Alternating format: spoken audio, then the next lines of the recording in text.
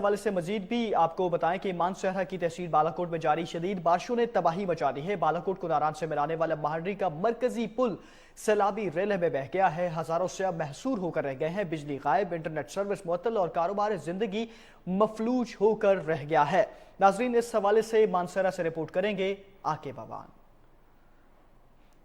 اور ناظرین، اس حوالے سے خصوصی رپورٹ بھی شامل کریں گے اور آپ کو بتا رہی ہیں کہ مانسہرہ میں تحصیل بالاکوٹ کے سیاحتی مقامات ناران کاغان کو ملانے والی شاہراہ کاغان پر موجود مہاڑی کا مرکزی پل سیلابی ریلے کی نظر ہو گیا ہے، جہاں پر ہزاروں سیاح محصور ہو کر رہ گئے ہیں، تو وہیں پر بجلی اور انٹرنیٹ سروس بھی معطل ہو گئی ہے اور کاروبار زندگی مفلوج ہو کر رہ گیا ہے۔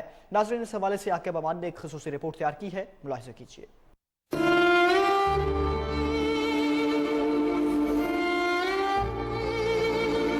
مانسہرہ کی تحصیل بالاکوٹ میں رات گئے سے جاری شدید بارش کے باعث برساتی ندی نالے بفر گئے۔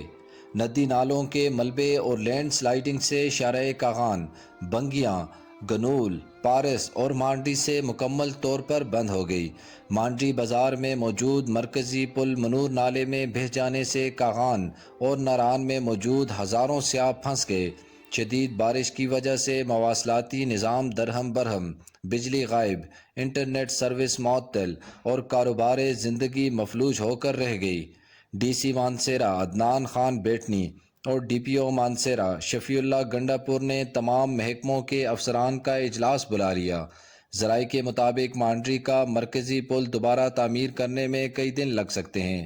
ضلعی انتظامیہ نے کاغان ناران میں ہوٹل مالکان سے گزارش کی ہے کہ اس مشکل وقت میں سیاحوں کے ساتھ مکمل تعاون کیا جائے۔ کیمرہ ٹیم کے ساتھ آکے بابان، K2 ٹیلی ویژن، کاغان، مانسہرہ۔